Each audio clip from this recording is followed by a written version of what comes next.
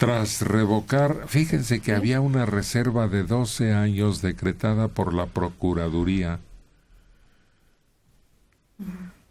respecto a lo que involucra al expresidente Luis Echeverría Álvarez, con la matanza del 2 de octubre del 68 y la represión del 10 de junio del 71. Argumentan que no es procedente la reserva porque se trata de delito de genocidio, que implica violación grave a derechos humanos.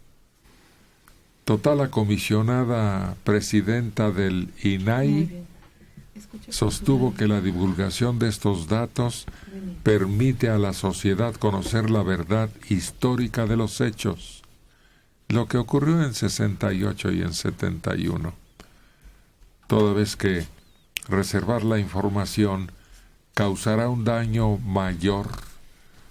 Mira a qué horas están tratando de echar abajo esa disposición de guardar en secreto, archivar lo ocurrido durante 12 años. Pues ya que se le dé carpetazo a ese asunto. Es demasiado tiempo el que ha pasado para tratar de mantener una reserva a todas luces. Ahora, ¿qué haces con él por culpable que aparezca? No, ya, bueno, si hemos estado hablando de Elbester y sus 70 años, ya en el caso de Echeverría ya creo que está cerca de los 90 o ya los atravesó. Ya los atravesó. Ahora, yo creo que lo importante es que sí se abran los archivos porque sí hablan de un momento de opacidad absoluta en México, que fueron los 70s, que es la guerra sucia, que es esta persecución, que es cuando la guerrilla urbana, por ejemplo, del movimiento 23 de septiembre, que es cuando la guerrilla de Genaro Vázquez en Guerrero. Es decir, hay muchas cosas que no sabemos qué sucedió desde la perspectiva del gobierno, la Secretaría de Gobernación, la Federal de Seguridad con Gutiérrez Barrios. Pero ya en términos de poder llevar a alguien a acusarlo, procesarlo y sentenciarlo, prácticamente casi toda esa generación ya murió. Creo que el único que queda de digamos, peces gordos es Echeverría. No hay manera de que se pueda sentenciar o culpar a alguien más. ¿Cómo quieres hacerlo con un espantapájaros que prácticamente a eso ha quedado reducido? Sí, ya cuando le dan la prisión domiciliaria cuando lo mandan a su casa, ya estaba muy enfermo, ya tenía tantos males que, según cuentan los cercanos, ya ni siquiera su cerebro funciona. Haz de cuenta que adecuadamente. Vamos a determinar qué pasó con Tutankamén. Seguir esperando la resolución de la comisión investigadora del asesinato de Obregón. Sí, ándale. Yo recuerdo que hubo una figura, por llamarle de algún modo, que se llama la Comisión de la Verdad, que se aplicó en lo del caso del 2 de octubre del 68. Y era una especie de forma de sacar a luz todo lo que había sucedido o tratar de rescatar todo lo que había sucedido en ese día. Y como de que ya hubiera un cierto perdón reconciliación entre el gobierno y los estudiantes o los que quedaron. Esas comisiones creo que nada más han trabajado y dado resultados en Argentina. Es la única parte donde hemos visto ese movimiento de las Madres de Mayo, que hayan recibido una respuesta clara, concreta. Chile también. También, sí, Chile. Pero aquí en México tenemos la frase mortal que dice: ¿quieres que algo no tenga solución para el infinito? Claro. Forma una comisión. Tenemos comisionitis.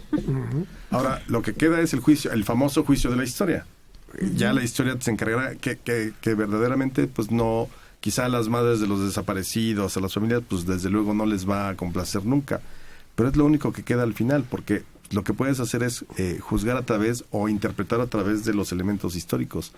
Pero yo creo también que aquí no funcionó, a diferencia de Chile y Argentina, porque en el momento en que tratan de acusar al expresidente Echeverría y a varios de sus colaboradores, digamos, valga la expresión, se engolosinaron tratándole de acusarlo de un delito de genocidio, el cual de ningún modo puede calificar. O sea, había 17 otros. Pero eso es cosa del diccionario.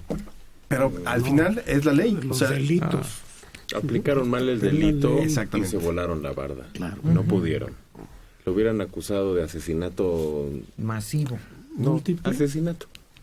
Y le cargan por lo menos 1 o 2. Genocidio, no. Pero vale la pena. Yo creo que sí. Hay gente que todavía está viva de ese movimiento. Claro. Hay oportunidad de hacer un resumen histórico importante. No justicia. justicia ya no. Pero necesitamos esa sabiduría para pasar a lo que sigue, porque seguimos arrastrando el 68. Era priista. ¿Tú crees que el actual régimen, que es priista, también va a permitir más enlodarse de lo que ya lo hizo la opinión pública? Y no le conviene al PRI mostrarse como renovado, como el PRI ya no hay como a la renovador, puerta. como... Está sujeto a una crisis tras otra. Porque me da la impresión de que el PRI era tan soberbio que cuando regresa en el 2012 pensó que regresaba al México de 1970 y que todo iba a salir y que el discurso y la cara bonita y los brazos extendidos del presidente en los discursos y era un México totalmente distinto del que dejaron, no en el 70, en el 2000 cuando empezó la transición presidencial, digo la alternancia presidencial. Sí. Y por ejemplo, siguen vivos los halcones y tenían sus nombres. Obviamente cuando los reclutó Corona del Rosal, por primera vez tenían los nombres, quiénes son, quiénes están las fotos de quiénes eran ellos, y esos ahí andan. Y esos fueron los que mataron material físicamente a las personas. Bueno, la Brigada Blanca ocupó su lugar. Pero eso ocurre 5 años después, cuando combaten a las guerrillas y a los movimientos, la guerrilla urbana, por ejemplo. El Piojo Blanco y el Piojo Negro. Sí. Y la Liga. Sí, y de eso también se sabe quiénes son, pero no son los mismos. Los halcones eran unos golpeadores entrenados para matar.